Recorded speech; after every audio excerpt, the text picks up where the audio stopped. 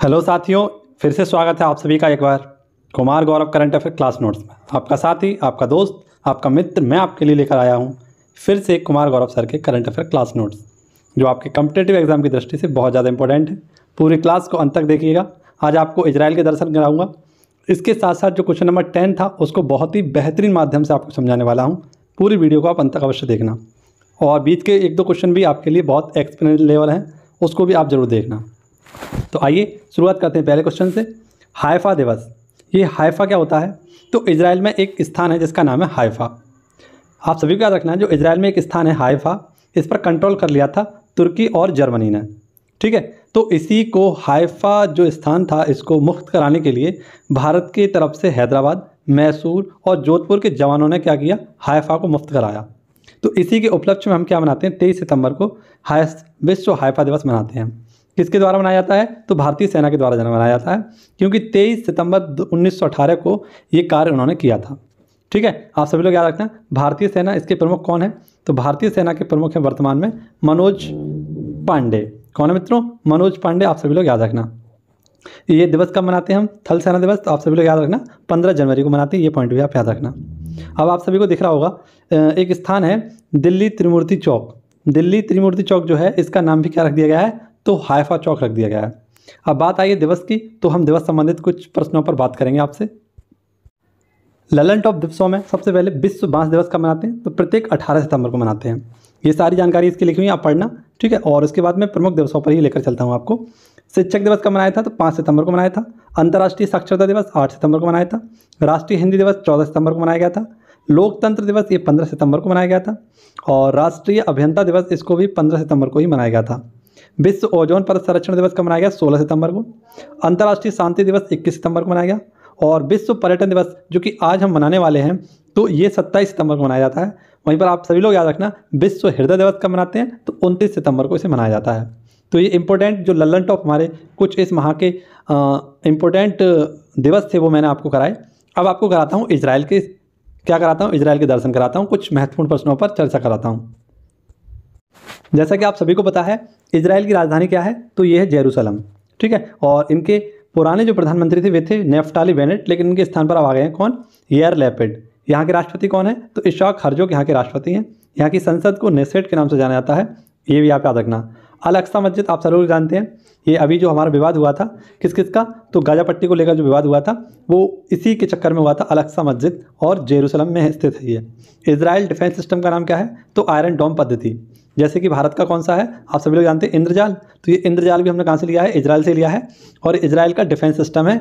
Israel में इसे iron डोम पद्धति के नाम से जानते हैं, जबकि भारत में इसे इंद्रजाल के नाम से जानते हैं।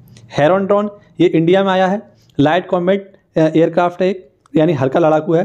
ठीक है, नेक्स्ट इंद्रजाल यह स्वदेशी एयर डिफेंस सिस्टम है, जो कि भारत ने किससे लिया है? इसी से लिया है, इजराइल से। अब्राहम समझौता ये यूएई और इजराइल के मध्य हुआ था, और किसने कराया था? यूएसए, यानी कि डोनाल्ड ट्रंप के द्वारा कराया गया था। ठीक है, ये सारे क्वेश्चन आप सभी लोग इस क्वेश्चन से याद रखना। आगे बढ़ते हैं अगले क्वेश्चन की ओर। क्वेश्चन नंबर 2 है, किस कंपनी ने मूव लाइटिंग, कौन से मित्रों? किस कंपनी ने मून लाइटिंग के आरोप में अपने 300 कर्मचारियों को नौकरी से निकाला है? तो हाल ही में आप सभी लोग याद रखना, एक विप्रो कंपनी है, इसने अपने कर्मचारियों को मून लाइटिंग के आरोप में, अब आप सभी लोग कह रहे हैं मून लाइटिंग क्या होता है? तो मून लाइटिंग ऐसी घटना है, जैसे मान लीजिए आप किसी एक कंपनी में काम कर रहे हैं, और इस कंपनी के साथ साथ आप किसी एक स्थायी काम को भी कर रहे हैं, यानी घर आकर आप अन्य काम भी कर रहे हैं। तो इसमें क्या हो जाएगा कि जब आप स्थायी जॉब के साथ किसी अन्य काम को करेंगे तो उस घटना को क्या कहा जाता है? मून लाइटिंग कहा जाता है। ठीक है, मून लाइटिंग। तो इसके चलते विप्रो जो कंपनी है इसने 300 कर्मचारियों को अपने निकाल दिया है। ठीक है, और आप सभी लोग याद रखना, बहुत इंपॉर्टेंट क्वेश्चन है, आपसे मून लाइटिंग के बारे में पूछा जा सकता है क्वेश्चन कि मून लाइटिंग किससे संबंधित है, तो आप सभी लोग इसका आंसर कर सकते हैं। अब बात करें टिस्को की, ये भी एक कंपनी है आपकी, है ना। तो इसकी स्थापना 1907 में हुई थी जमशेदपुर में, और जमशेदपुर आपका कहाँ पर है? ये तो झारखंड में। एयर इंडिया की स्थापना कब हुई थी? 1932 में। सेंट्रल विस्टा प्रोजेक्ट ये टाटा कंपनी ने अपने हाथ में लिया है, और इसके तहत आपको पता है ये क्या बनेगा? तो न्यू पार्लियामेंट बनने वाला है। आपको पता है कि जो हमारा राजपथ था उसका भी नाम चेंज कर दिया गया इसी सेंट्रल विस्टा प्रोजेक्ट के तहत। और आपको पता होना चाहिए कि इंडिया के राजपथ पर ही हमारा क्या बनाया गया है? तो सुभाष चंद्र बोस जी की हाल ही में एक प्रतिमा बनाई गई है। ठीक है, ये पॉइंट आप सभी लोग याद रखना, ब्लैक रंग की जो बनाई गई है। ये क्या है, वर्क फ्रॉम होम के चलते इसे चलाया गया था। अब आपको याद रखना है कि पीएम केयर ट्रस्टी जो थी हमारी, पीएम केयर ट्रस्टी, इसमें 3 लोगों को बनाया गया था, रतन टाटा, केटी थॉमस और करिया मुंडा। और हमारी 12वीं जो महारत्न कंपनी है वो कौन सी है हमारी, REC, ठीक है, आप सभी लोग याद रखना, बहुत इंपॉर्टेंट है। अगला क्वेश्चन है आपके लिए, हमर बेटी हमार मान अभियान शुरू किया है। तो हमर बेटी हमार मान अभियान शुरू किया है छत्तीसगढ़ सरकार ने। छत्तीसगढ़ के मुख्यमंत्री भूपेश बघेल इनके द्वारा इसे स्टार्ट किया गया है। 23 सितंबर 2022 से इसे स्टार्ट किया गया है। अब मान लीजिए ये हमर बेटी हमार मान जो अभियान है ये ऐसी लड़की बच्चियों के लिए है जिनको ये बताया जाएगा, यानी इसके प्रति जागरूक किया जाएगा कि कॉलेज की जो लड़कियां हैं, बच्चियां हैं, उनको गुड टच, बैड टच और साइबर क्राइम के बारे में जागरूक करना है। क्योंकि आप सभी को पता है कि आजकल जो साइबर क्राइम है महिलाओं के प्रति बहुत ज़्यादा बढ़ गए हैं, तो सभी को इनके प्रति जागरूक किया जाए, उसके लिए हमर बेटी हमार मान अभियान स्टार्ट किया गया है छत्तीसगढ़ सरकार के द्वारा। ठीक है, तो बहुत अच्छे तरीके से आप याद कर सकते हैं, हमर बेटी हमारा अभियान छत्तीसगढ़ सरकार, हमर बेटी हमार मान छत्तीसगढ़ सरकार। ठीक है, इस प्रकार से आप याद करना, 2-3 बार बोलेंगे तो याद हो जाएगा। हालांकि एक बिहारी शब्द लग रहा है, हमर बेटी हमार अभियान, तो बिहार नंबर टिक करना, छत्तीसगढ़ टिक करना। ठीक है, देखिए अब कुछ ललन टॉप क्वेश्चन देख लीजिए। कौशल्या मातृत्व योजना, तो ये भी छत्तीसगढ़ सरकार के द्वारा स्टार्ट की गई थी। सेकंड बच्ची पर 5,000 रुपये देने की बात कही थी, लेकिन राजस्थान सरकार कितने देती है, सेकंड बेटी के लिए 6,000 रुपये देती है। ठीक है, गोधन न्याय योजना, तो गाय के गोबर सरकार के द्वारा खरीदना, ये कहाँ पर स्टार्ट हुई थी, छत्तीसगढ़ में स्टार्ट हुई थी। नया टाइगर रिजर्व कौन सा हमारा, तो गुरु घासीदास, छत्तीसगढ़ में है।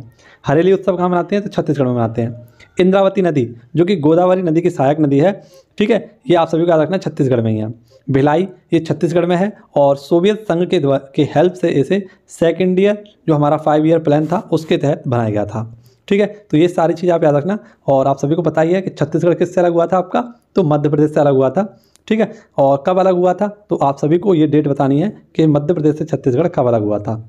ठीक है,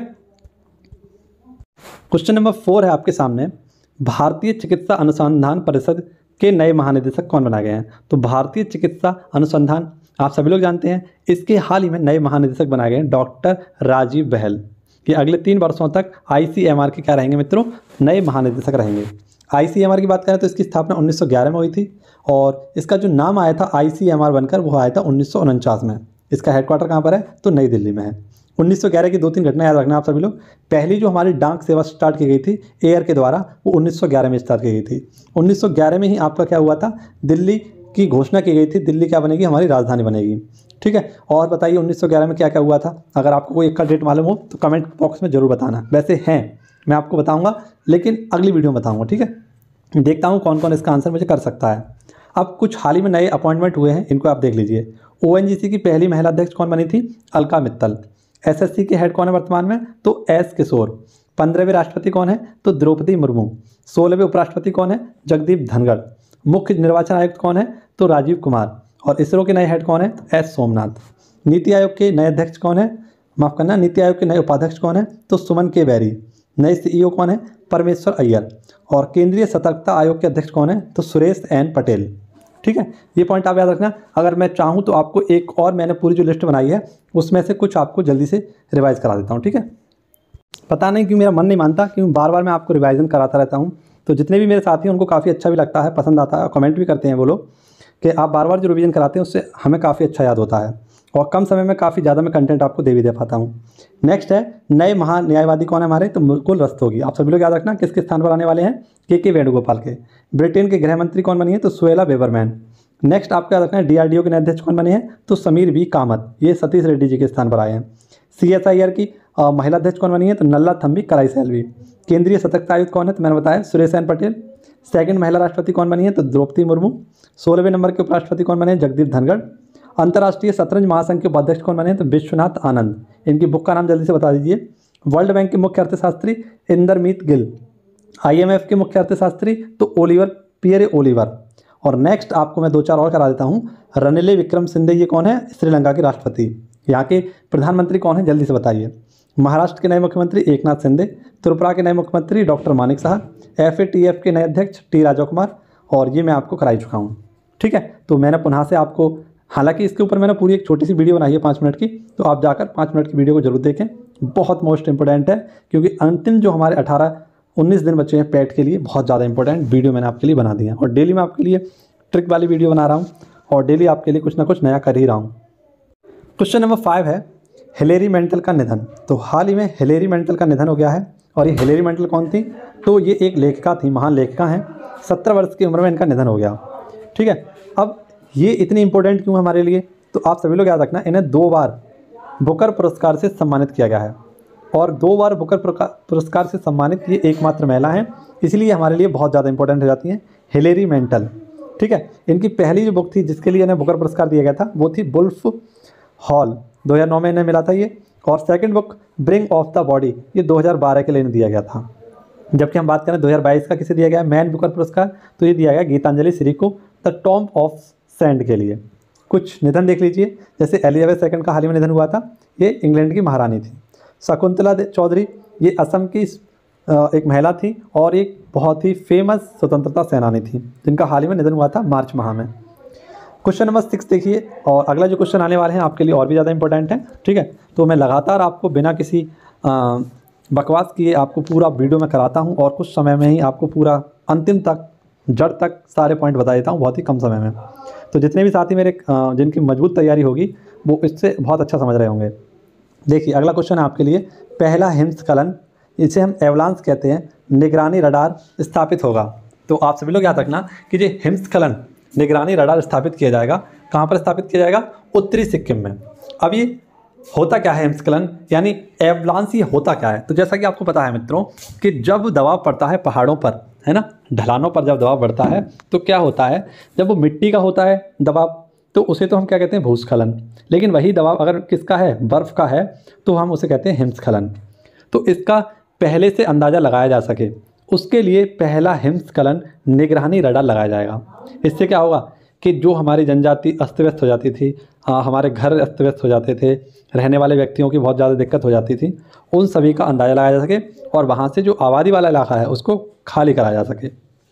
तो उसके लिए आपका निगरानी रडार स्थापित होगा कहाँ पर? उत्तरी सिक्किम में।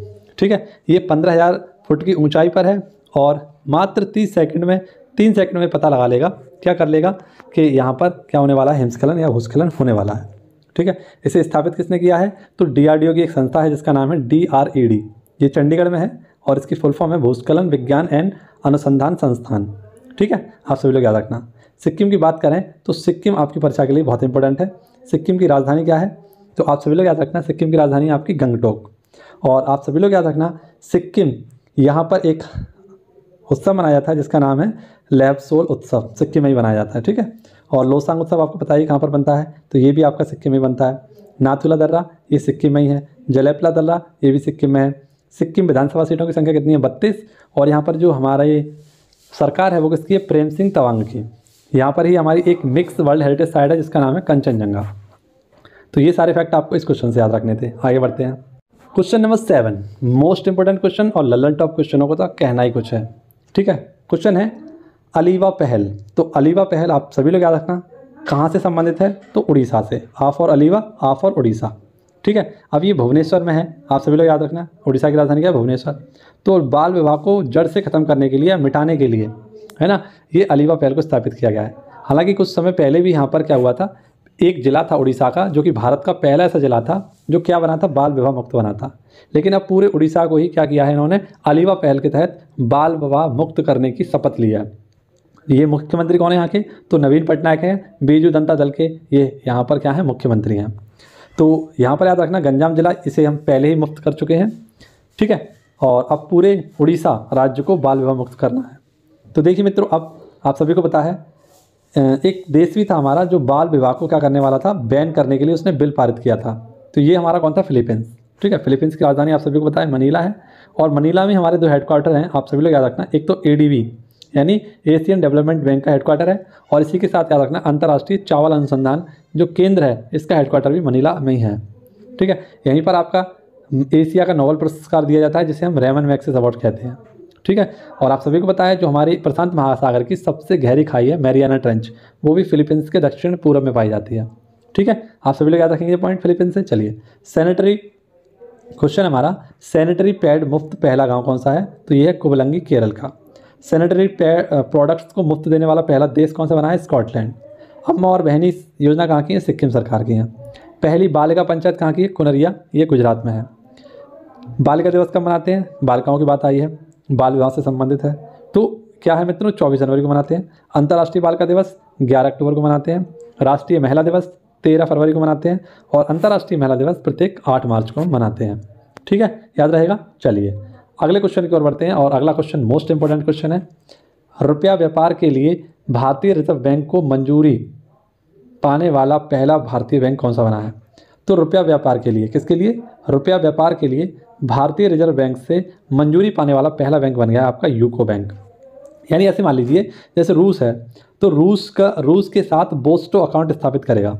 यूको बैंक जो क्या करेगा, एक अकाउंट है जिसका नाम है बोस्टो अकाउंट, है ना। बोस्टो अकाउंट को इन्होंने क्या कर लिया, खोल लिया या स्थापित कर लिया और उसके साथ स्थानीय व्यापार करने लगेंगे। जब ये अकाउंट खुल जाएगा तो वहीं पर क्या करने लगेंगे, स्थानीय व्यापार करने लगेंगे, जिससे क्या होगा, जिससे किसी भी व्यापार में उनकी भागीदारी बढ़ेगी और जब भागीदारी बढ़ेगी तो क्या बढ़ जाएगा, कीमत उनकी बढ़ जाएगी, है ना। यानी आपका जब किसी भी चीज़ में क्या हो जाता है, दिलचस्पी लेने लगते हैं तो आपको क्या होता है, उसमें मज़ा आने लगता है। जैसे मुझे आप सभी को पढ़ाने में बहुत अच्छा लगता है, आप सभी के नए नए कमेंट देखने में बहुत अच्छा लगता है, ठीक है, नए नए लोगों से, नए नए छात्रों से मिलने में बहुत अच्छा लगता है, उनसे बात करने में बहुत अच्छा लगता है। तो उसी प्रकार से ये है कि जिस भी काम में आप जितना ज़्यादा पेशेंस दिखाएंगे, जुनून दिखाएंगे, आपको मज़ा आने लगेगा।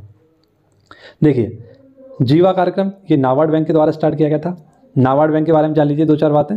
नाबार्ड बैंक, इसकी स्थापना कब हुई थी? तो 12 जुलाई 1982 को इसकी स्थापना हुई थी और वर्तमान में इसके हेड कौन है मित्रों? आप सभी लोग याद रखना, गोविंद चिंतालू इसके हेड हैं। बेल्ट टू बेल्ट ये सिडबी, ठीक है, आप सभी याद रखना, इसके द्वारा स्टार्ट किया गया था। डल झील में ATM ये SBI के द्वारा, और SBI के कौन है? तो दिनेश खारा। RBI का एक्ट कब आया था? तो 1934 का एक्ट आया था और वर्तमान इसके गवर्नर कौन है? शक्तिकांत दास। RBI के बारे में 4 बातें और याद रखना क्रम से कि RBI का जो एक्ट आया था वो एक्ट तो आया था 1934 में, ठीक है, लेकिन इसकी स्थापना इसने कार्य करना कब स्टार्ट किया? तो 1935 में, 1 अप्रैल 1935 में। जबकि हमारा भारत आज़ाद हो गया, कब आज़ाद हो गया? 1947 में। तो 1949 में इसका क्या कर दिया गया, फिर इसका राष्ट्रीयकरण कर दिया गया और 5 करोड़ की धनराशि के साथ इसका राष्ट्रीयकरण भारतीय बैंकों में कर दिया गया, ठीक है, ये पॉइंट याद रखना। और इसके पहले भारतीय गवर्नर जो बने थे वो कौन थे आपके? CD देशमुख। कौन थे? CD देशमुख। जबकि इसकी स्थापना जब 1934 में हुई थी तब इसके हेड कौन थे? ये आपके थे ऑसबॉर्न स्मिथ, ठीक है, याद रखना। और वर्तमान में हमारे कौन है? शक्तिकांत दास जी हैं। अब इस क्वेश्चन के बाद मैं आपको कराऊंगा बहुत इंपॉर्टेंट क्वेश्चन और आपका सबसे बेहतरीन क्वेश्चन। देखिए मित्रों, वैश्विक वित्तीय केंद्र सूचकांक 32, तो हाल ही में एक सूचकांक आया जिसका नाम है वैश्विक वित्तीय केंद्र सूचकांक 32। इसमें क्या बताया जाएगा? तो जितनी भी हमारी वित्तीय संस्थाएं हैं उनके मामलों के बारे में बताया जाएगा कि कौन टॉपर रहा है। तो टॉपर रहा है न्यूयॉर्क, ठीक है, न्यूयॉर्क कहाँ पर है? USA में है और न्यूयॉर्क किस नदी के किनारे बसा हुआ है? आपका हडसन नदी के किनारे बसा हुआ है और यहीं पर आपका क्या है? UNO का हेडक्वार्टर भी है। तो ये बात तो आपको पता ही होगी, चलो मैं फिर भी रिवाइज करा दे रहा हूँ आपको। UNO की स्थापना कब हुई थी? तो 1945 में, 24 अक्टूबर 1945 में 1945 में इसकी स्थापना होती है, ठीक है, याद रखना। चलिए सेकंड स्थान पर कौन आया है? लंदन। लंदन किसकी राजधानी? इंग्लैंड की राजधानी है। और अपना भारत कौन से स्थान पर है? 68वें स्थान पर है और 70वें स्थान पर है मुंबई, ठीक है। तो ये आपको यहाँ से याद रखना था। अब बात आई हमारी सूचकांकों की, तो प्रमुख सूचकांकों के कुछ लल्लन टॉप आपके लिए रिवीजन। देखिए प्रेस फ्रीडम इंडेक्स में भारत की रैंक क्या है? तो 150वीं रैंक है। एक 50 साल के जो बुढ़े आदमी क्या कर रहे हैं? प्रेस कर रहे हैं, इस प्रकार से आप याद रख लेना। तो क्या हो गया मित्रों? 150वीं रैंक किसमें है? फ्रेड फ्रीडम इंडेक्स। 135वीं रैंक किसमें है हमारी? 136वीं रैंक खुशहाली में। शांति में हमारी 135वीं रैंक है। पर्यावरण प्रदर्शन सूचकांक में 180वीं रैंक है, जो कि बिल्कुल अंतिम में हमारा भारत आया है। जेंडर गैप इंडेक्स में भारत की रैंक 135 है। हंगर गैप इंडेक्स में भारत की 101 है। जबकि भ्रष्टाचार बोध सूचकांक में भारत की रैंक क्या है? 85। आप सभी लोग मुझे बताना कि जो हमारा बौद्धिक प्रतिस्पर्धात्मक हमारा सूचकांक है उसमें रैंक क्या है, ठीक है। अब देखते हैं अगला क्वेश्चन नंबर 10। तो क्वेश्चन नंबर 10 ठीक है, झूलन गोस्वामी। झूलन गोस्वामी जो कि एक मशहूर आपकी क्रिकेटर हैं और एक फास्टर बॉलर हैं, इनके द्वारा क्या कर लिया गया है? संन्यास ले लेने की घोषणा कर दी गई है। इन्होंने अपने इतिहास में पहला मैच जो खेला था वो भी इंग्लैंड के साथ खेला था और अंतिम मैच जो खेला है वो भी इंग्लैंड के साथ ही खेला है। तो इनका बहुत ही सहयोग भारतीय टीम में रहा है। तो इसके द्वारा क्या किया गया? इन्हें गॉड ऑफ ऑनर से सम्मानित किया गया है।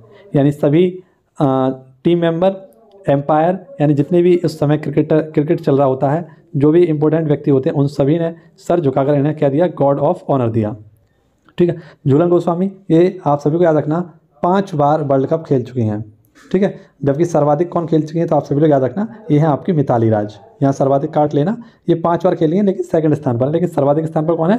तो पूर्व भारतीय महिला क्रिकेटर थी, कप्तान थी, इनका नाम था मिताली राज, है ना, ये आप याद रखना।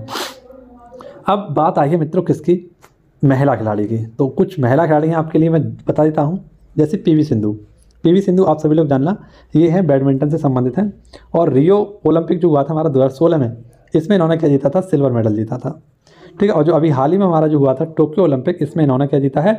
टोक्यो ओलंपिक में इन्होंने सिल्वर मेडल इन्होंने जीता था, कांस्य पदक। जबकि हाल ही में जो कॉमनवेल्थ गेम हुए हैं इनमें इन्होंने क्या जीत लिया है? गोल्ड मेडल जीत लिया है, ठीक है। अब मिताली राज, ये आप सभी लोग जानते हैं, ये भी हमारे पूर्व क्रिकेटर हैं, और 2022 में इन्हें किससे सम्मानित किया गया है? तो इन्हें मेजर ध्यानचंद खेल रत्न अवार्ड से सम्मानित किया गया है, ठीक है। इन्होंने ही संन्यास की घोषणा कर दी है। MC मैरी कॉम, ये बॉक्सिंग से संबंधित हैं, और 6 बार लगातार क्या रही हैं? ये विश्व चैंपियन रही हैं, ठीक है। नेक्स्ट मीराबाई चानू, ये वेट लिफ्टिंग से संबंधित हैं, और इन्होंने टोक्यो ओलंपिक में पहला हमें सिल्वर मेडल जिताया था। हिमा दास, इन्हें ढिंग एक्सप्रेस के नाम से जाना जाता है, और ये क्या है? एक प्रमुख धाविका हैं।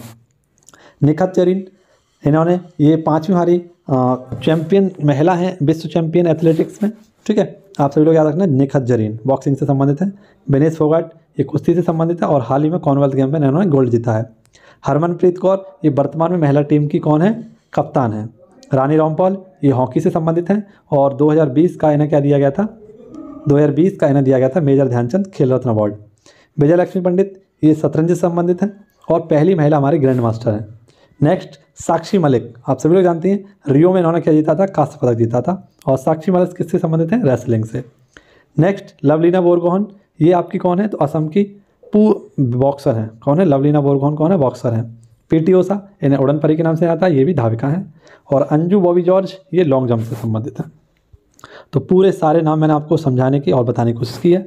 सभी लोग एक बार जरूर देख लेना, जिससे कि आपको भी इनका रिकॉल हो सके। तो मिलना होगा आपसे अगली वीडियो में, ठीक है। वीडियो कैसी लगी कमेंट बॉक्स में जरूर बताना। चैनल पर नए आए हों तो सब्सक्राइब जरूर करना, ठीक है। धन्यवाद। जय हिंद, जय भारत, वंदे मातरम, भारत माता की जय।